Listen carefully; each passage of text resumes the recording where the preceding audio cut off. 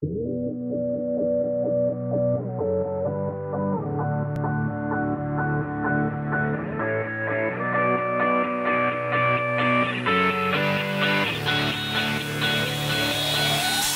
vis dans le logement avec mes parents.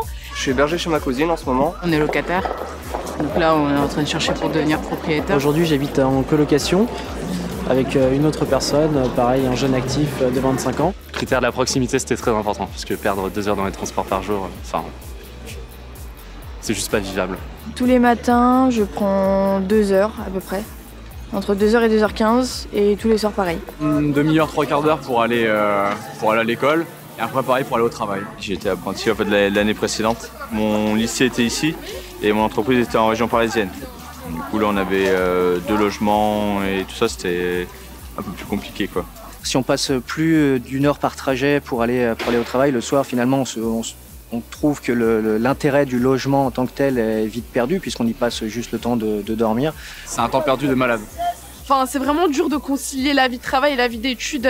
Moi je travaille à l'hôpital, donc le fait de travailler à 3 km d'où j'habite, c'était assez important.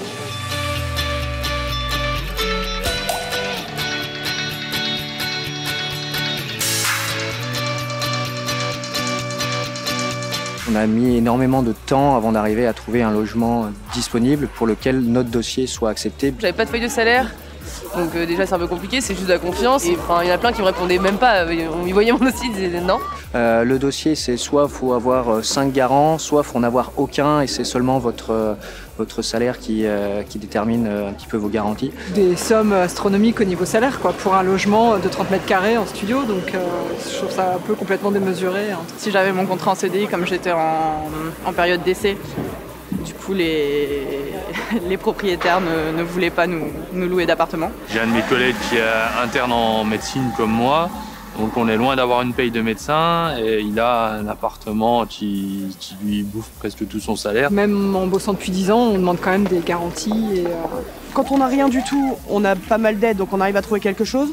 Quand on a beaucoup d'argent, on arrive à trouver un logement facilement, mais entre les deux, souvent on a les barrières qui se ferment. Quand il s'agissait de garants, mes parents qui n'habitent pas en France ne pouvaient pas être garants. Je connais une fille, elle faisait 2 jobs étudiants pour réussir à financer, son loyer, tout ce qui est la nourriture, les charges et les frais scolaires. Au début on a plein de critères en fait et à la fin on choisit ce qui vient quoi. Donc, Il a fallu que je fasse pas mal de concessions mais 9 mètres carrés avec salle de bain sur le palier, c'est une belle concession quoi.